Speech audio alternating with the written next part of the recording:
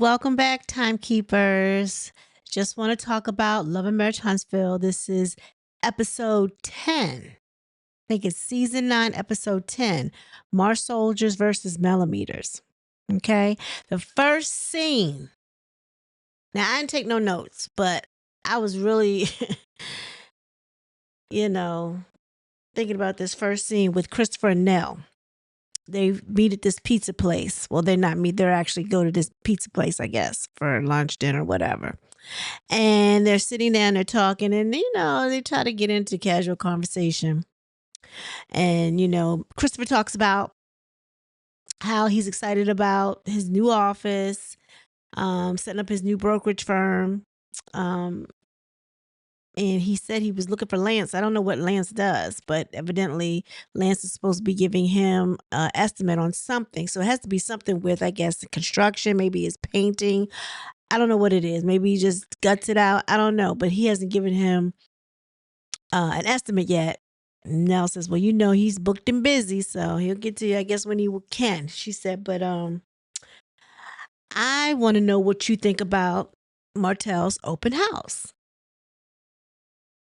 So he looks at her and says, oh, I think it went nice. She said, well, what do you think about them saying that you had a hand in putting Martell and Trish together? He said, that's a lie. She said, well, explain to me. What's the lie? And look at me. And he said, I am looking at you. She said, no, you're looking past me. Look at me. Now, Nell been with her man for 30 years, and she know when it's going to get ready to be some bull crap. And I think she smells it, right? So he goes on and tells her how he was on the phone with Martell. Here goes this story again, right? He's on the phone with Martell. And, he was asking him about the gym he was at because he was working out at another gym. And Martell asked him, were there any females in there? He's like, yeah, there's always females in here. And without saying anything, he said, yeah, there's one passing me right now. And evidently it was Trish. He said, but I didn't know her name. All I knew was her last name.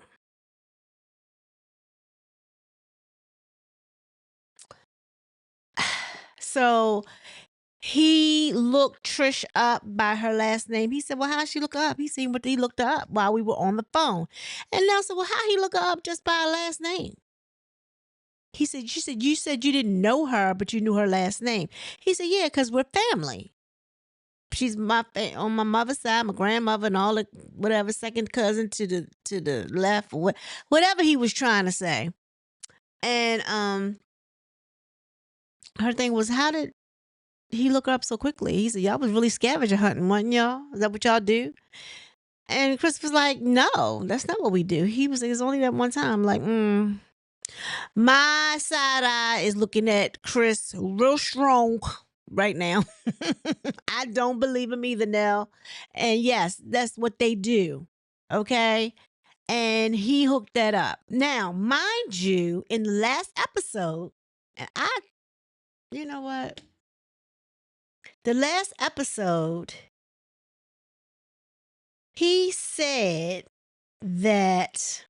I don't know where that came from. I ain't never say something to each other. Well, when we was in the gym. It's real simple. I'm right here. I can say it. Yeah. When we was in the gym, he was like, he said, well, Fletcher told me to reach out to you. And he's your cousin? And I said, okay, this is weird. I used to see Fletcher at the gym all the time. But it was like a, hey, what's up, fam? We never talked. But I don't know. It was just weird. So she's saying he did say that. He told us that. But you ain't saying it to nobody. I ain't saying he said it to reach out to her. I mean, it is though. That's what it is. No. We're being real specific right now. That's why I kept asking you how that conversation went because it was just. We didn't need clarity how it went because it didn't look like he tried to like I said, he tried to. So I'm on the phone with Chris. And he said some nice looking girls. So apparently at the time he didn't know he related. He said it was a nice looking girl. I was like, that's why Nell needed to be here. I know. He said he didn't know he was related to her at the time. I said, okay. I was like, I looked at her. I was already to just. Oh no, he's like, no, you gotta get to the bottom of it. He gotta get to the bottom of it because it has created certain situations that need to be addressed. So you gotta talk. For you, it was just weird. It was just weird.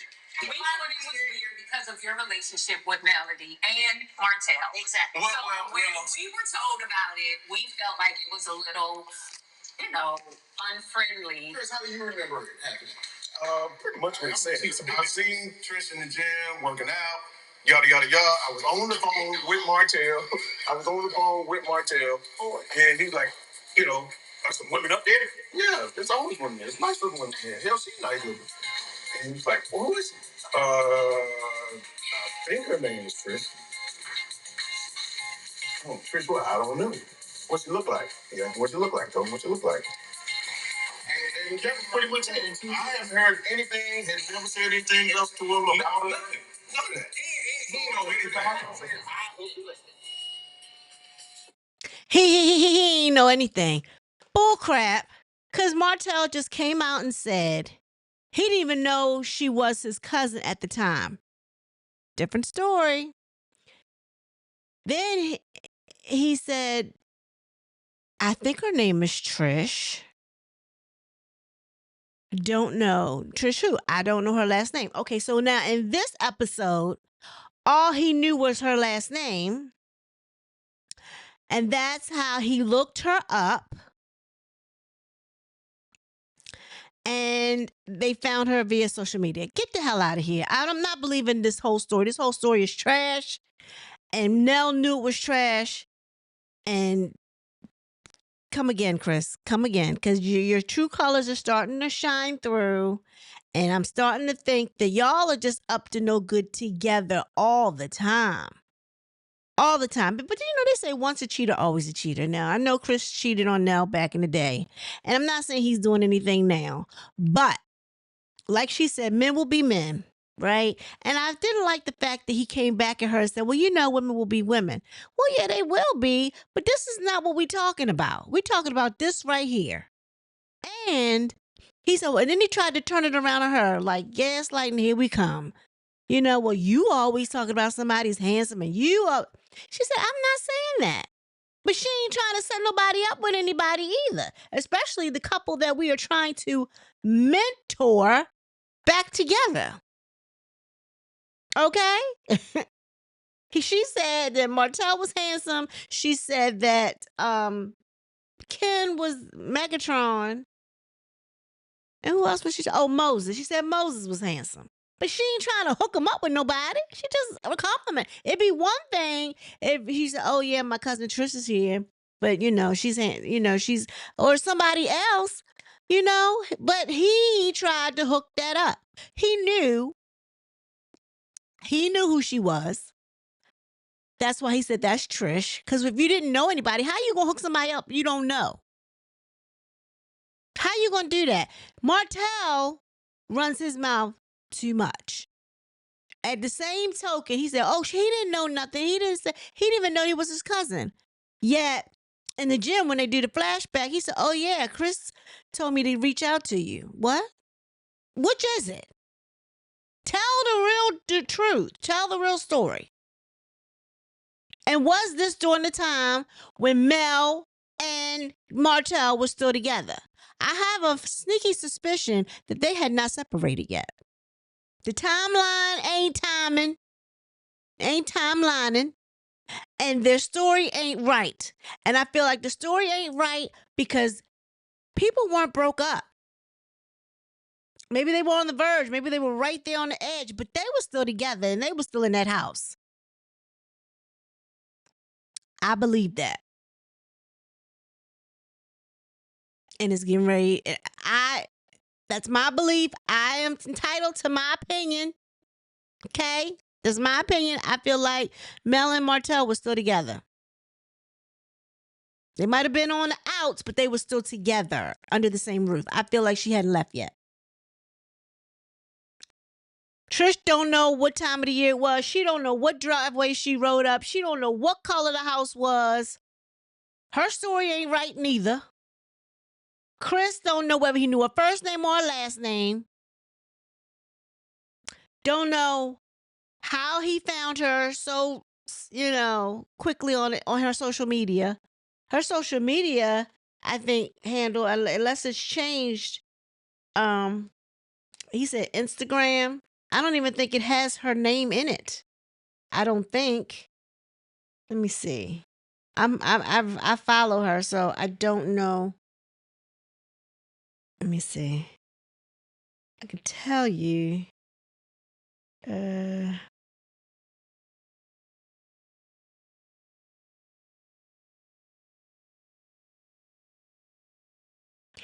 okay, her name is Trish. She goes by Trish Annette. So her last name is not even on here. So come on. Get out of here. I'm not buying it. Anyway, um,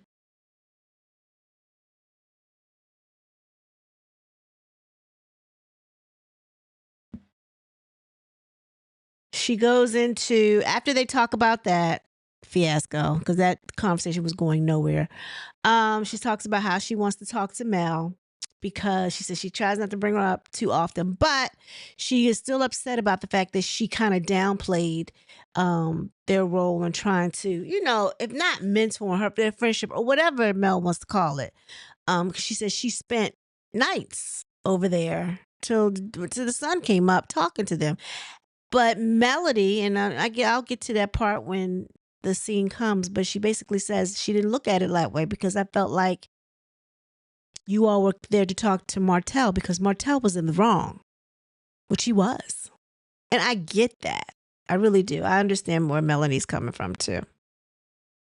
So the next scene is Mel and Maurice. So Mel goes down to credit one. And they've renovated. And it actually looks pretty nice in there. I love their conference room table. I love the colors. It's really nice and crisp in there. I like it. And she was complimenting him on the decor. And so they sit down and talk, and I don't know, he just came out of pocket, basically saying that he didn't appreciate, I guess, Mel going from person to person, disparaging his character. And Mel said, well, I didn't have to do anything about disparaging your character. You've done a good job at just disparaging your own character. So then he goes into his gaslighting. Like, Mel, are you unhappy? Are you hurting? Are you still, um, going through or being, through your embarrassment of things that have been on display? Or what you've been through in your relationship. And Mel's like, no, I'm over that. Like, that's over. That's old. Like, I'm not. He was like, you don't, still, hurting from that. Cause I feel like hurt people hurt people. I said, here he come with his little hurt people again. And that is a true thing. But I don't have her, coming at him because she's still hurt about Martell. And Mel was like, well, what does what I went through in the past have to do with your situation? Has nothing to do with that. She asked him about how he got caught with DUI. He's a lawyer. He's a full-blown lawyer. And you got caught out there with a DUI, and then the next night you back in the club again and they hollering free Reese and you popping bottles. That's what she's talking about. What does that have to do with what went down between her and Martell and that whole situation? Her thing is, what does that got to do with anything? And then that's when he was contributing to maybe she's unhappy because she's going from person to person talking about him. And her thing was, first of all, she said, you have not been around me to even know whether I'm unhappy or not. She said, we and you have not sit down like this for years. And she basically let him know, you are friends with Martell. That's why, anytime you hang out with Martell, I'm not going to be there. That's just what it is. And she said, and so she said, and I think she said something about whenever she would come around. No, I think he asked her, has he ever done anything to her or something to that effect. And she said, well, you used to kind of, when you sniggle and giggle and laugh about certain things when I come around, it was really, you know, hurtful. And he said, if I did anything to hurt you, he said, I apologize. He said, I did not mean to make you feel bad about anything. And she said, well, since we're apologizing, she said, if I've ever said anything to you, she said, I apologize to you as well. And, and then she was just saying that, he's to call her unhappy. He hasn't been around her to see what's going on in her life to see that she's unhappy. She said, you don't know what's going on behind my closed doors. She says, what you remember Melody Holt. She said, you might want to get to know Melody Rogers. She said, Melody Holt is gone.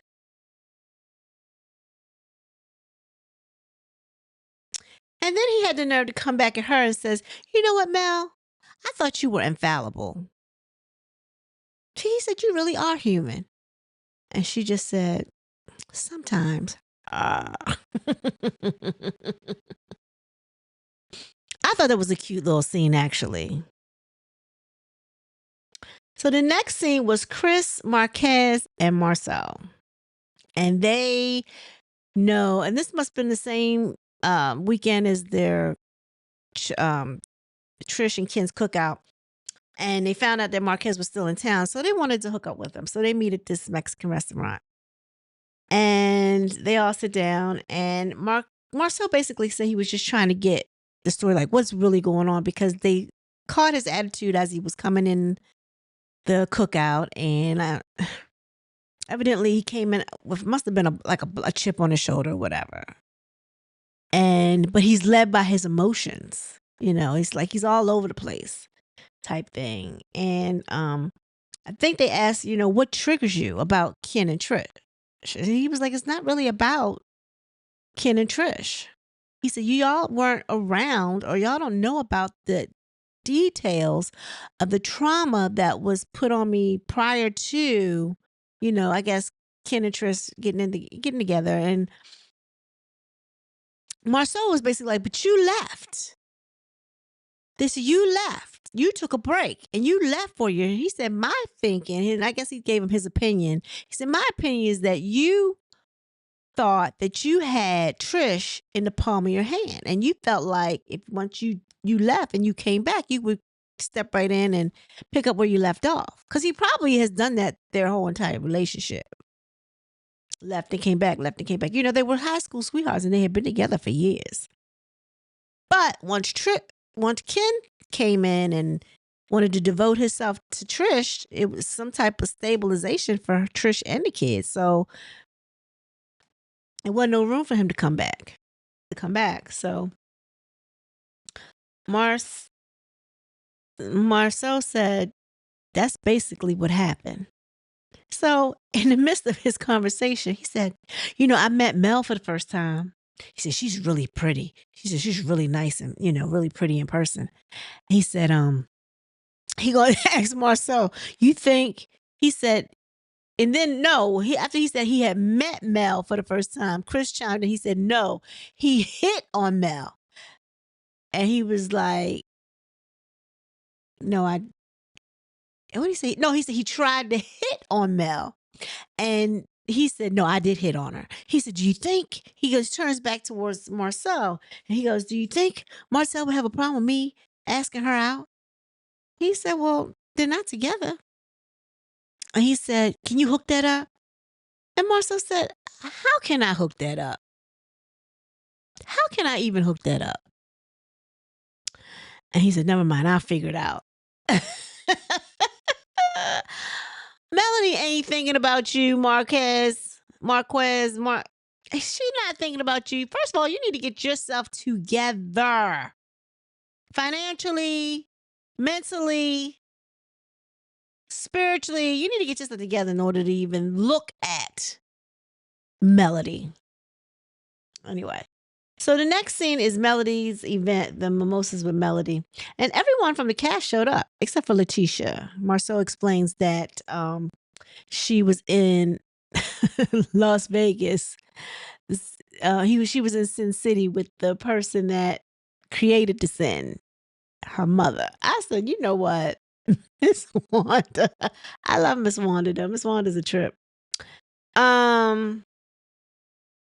But I like Marceau. I think Marceau is funny as hell. Oh my God. And he came in there like he was a star. He was like, you know what? He said, hey, you came what you here for? He was like hugging on people, whatever. It was so funny how he was walking in there. That was funny. So he took that opportunity to bless the Melometers with his presence. But it showed Maurice and Kimmy, uh Trish and Ken, they came. Miss Van was there. And then they even showed well, Marquez, of course, he came with a bouquet of flowers for Melody. And Sunny came. And she was noticeably by herself. So after the during the mimosas with Melody, they were like, Marcel was saying his little sly comments talking about this feels like the Black Espo. He said, "What is this?" He says, "It's the Melody Black Espo." What? He said, "Where are the mimosas?" And I was, Marcel is funny though. I think he is hilarious. Actually, he got some stuff with him, but I like him. And so, after it was over, she meets with I guess she meets with I don't know, it's just her. Let me see. I took some snapshots, but I'm not going to use them. I just don't feel like it.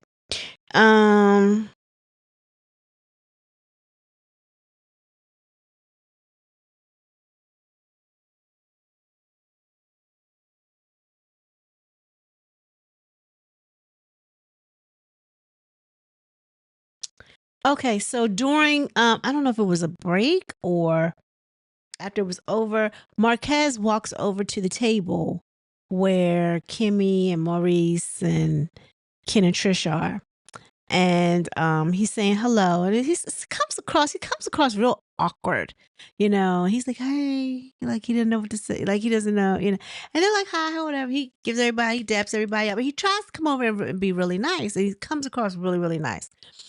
And Ken and them are trying to send money to the kids, and evidently it's not going through. Maybe the reception is bad or whatever. And he does come up, he daps Ken up, and he says hello to Trish, but they really don't want to talk to him.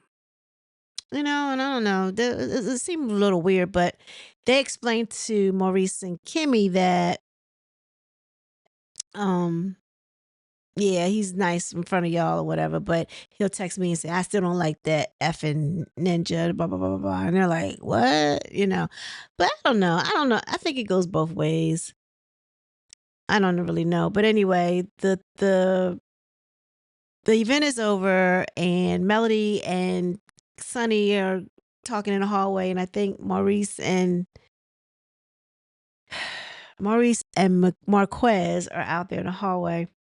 And Melody's like, excuse me, wait, I'm sorry, it's my feet, these shoes. And Marquez said, you want me to rub your feet? And she looked at him and said, what? I said, what? He said, you want me to rub your feet? And so, I don't know how they got around to it, but he wanted to, I think he did ask, no, I think Marceau was being funny. And he said something about how they met up with Marquez, and he said that he had Melody blushing at the cookout. And Melody was like, you had me what? Like what? He said that didn't happen. He said that's what he said. He said, well, that's what I thought. He said, I thought, he said maybe I was blushing. I don't know. He said that's not what happened. He said, and I think he said something about asking her out or whatever. And she said, well, ain't you married? Ain't you still married? He said, well, we trying to take care of that or whatever. He said, maybe, he said, I don't know. He said, well, maybe you can find value for me in some other way, just as a friendship. She was like, maybe. She said, well, why don't you write up a proposal and send it to my team about how you can add value to me? And we'll go from there. I'm like, okay. So they all go back in together. And no, actually, before they go back in, Mark is at it again. And he's basically saying, I thought that the Melometers don't like me. He said, I think we got some more soldiers in there. And she was like, She was like, only way you gonna get some more soldiers to do a draft. Ain't none of the Melometers even going over that direction. So cut it out. So they all go back into where the main event was, and I think Melody asks Sonny, where's Moses? And she said, where's Moses? And she basically says, well, he has like a little probation situation. And Kimmy says, he does? For him? And Kimmy said, and then Sonny says, yeah. And I think Mel took to her confessional. Her thing was, well, if we hadn't known that he was incarcerated, we wouldn't have asked about it. Or Kimmy said, if we had known, we wouldn't have asked. We wouldn't have pried. And so the next scene which is the last scene, is she meets up. Melody meets up with Nell. Melody meets up with Nell, and she's there with her daughter. And I'm assuming is another family member to pick out a dress for her and Christopher. They are renewing their vows, and her and Melody walks in while I guess Nell is trying on her dress, and she looks really pretty. This dress is really fitting her. Nell has a nice body. I don't know if she's had any nips or tucks. Maybe she has, but she has a nice body for her age. If she is going on close to 60, she's nice. She's built really nice. Anyway, that dress was hugging her in all the right places. And Melody comes in and gives her a hug. And then she brings up the fact that how she was hurt after she left that night, after Melody said that she wasn't her mentor. She said she broke down. And she felt some way about her downplaying the relationship, and how she felt like she was really a friend to her, whether she want to call it a mentor, a friendship, or whatever. She said she was there for her. And Melody said, I don't remember it like that. She said, I thought, or the way she remembered, the way she took it, was that they were there for Martell. Martell was the one in the wrong. She was the one always checking Martell, because he was always doing stuff. And he kept doing stuff. And clearly, as of today, he's still doing stuff with the same chick. 12 years later. 10, 12 years later.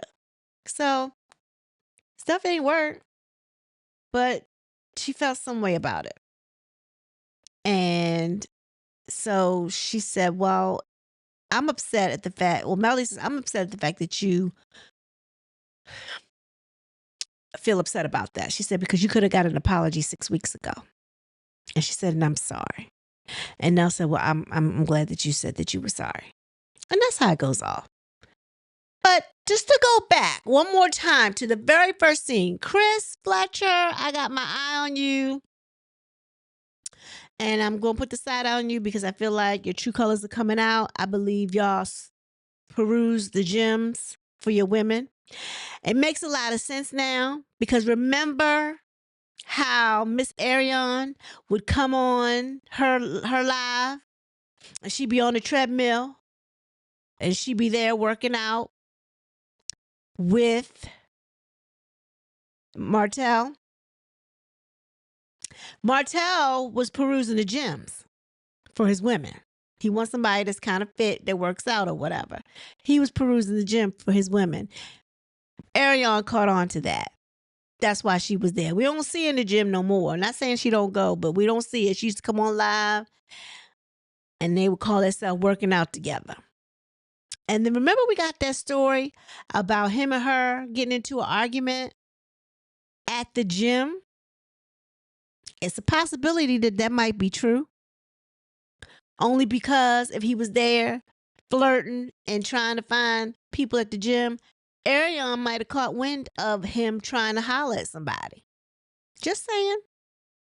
My opinion. I don't know, wasn't there. But I remember them that going out. Now nobody could ever confirm it. I don't know how it even got out, but supposedly they had gotten into an argument at the gym. But she followed him to the gym because she knew what they were about. And I'm sure if she talks to another blogger, we'll find out that Chris Fletcher might have been in the gym too, doing the same thing. Just saying.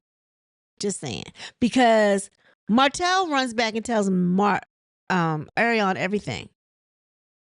He tells her truth, what he wants her to know about everybody else.